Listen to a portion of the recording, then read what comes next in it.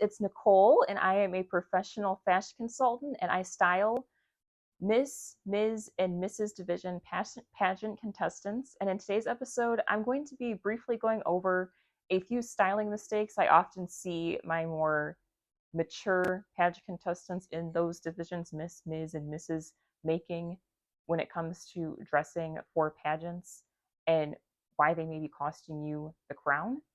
So here is a brief list of those mistakes.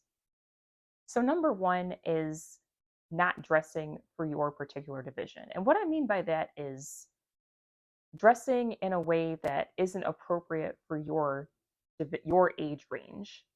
Wearing things that you typically would see in younger age ranges, like the teen division, things like big, dramatic, poofy ball gowns, and a lot of details like ruffles and certain dramatic oversized sleeves.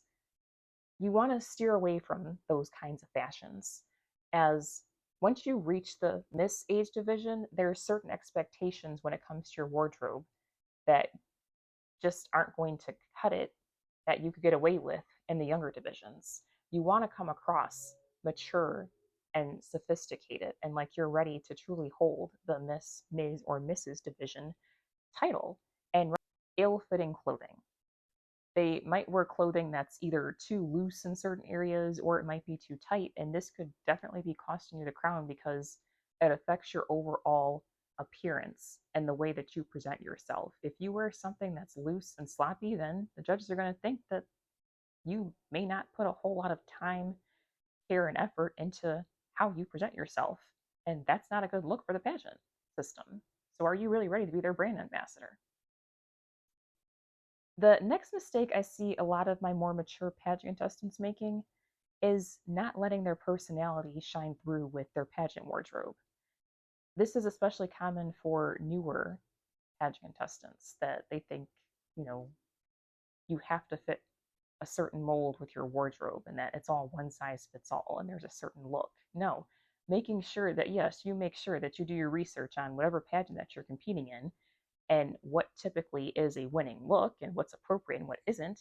But you also make sure you integrate pieces of your personality into whatever it is that you wear for pageant week or weekend, and not try and look cookie cutter.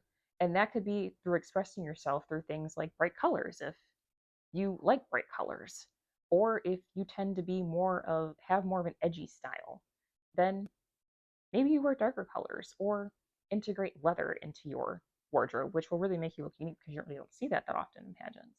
But just making sure that you're yourself through what you wear. And last but not least, not doing your research on your particular pageant.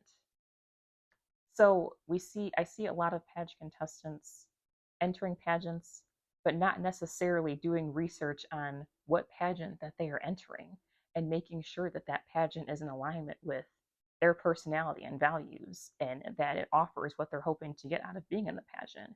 And in turn, every pageant has a different personality and brand and different expectations when it comes to wardrobe, as it's an extension. What you wear is an extension of your brand, and what the pageants expect out of your wardrobe is an extension of their brand. So making sure that you do your homework on certain looks that would be appropriate for your particular pageant system. There are some looks that you could get away with for, say, Miss USA or Miss Universe that you necessarily wouldn't wear for Miss America because it might be frowned upon, and vice versa. And one more thing that I just forgot. And I actually went over this in a past pageant video that I did. Not dressing for your body type. When you don't dress for your body type, it can really come across sloppy. Not every pageant gown or interview look is made for every body type. And I go over that, well, really the pageant evening gowns and how to align your pageant evening gown with your body type in a previous video, and I can put the link to that video in my description. But just making sure that you're really enhancing your figure and what you have on when you're on the stage, and that you look your best, feel your best, give off queen energy, and are more likely to walk away with the crown or walk away knowing that you put your best foot forward. So if you want a wardrobe that is specifically catered to you, and that will help your personality to shine through during pageant week or weekend, and that will help to contribute to you winning the crown because it shows that your brand is in alignment with the brand of the pageant, then don't be afraid to hit me up and schedule a free styling consultation.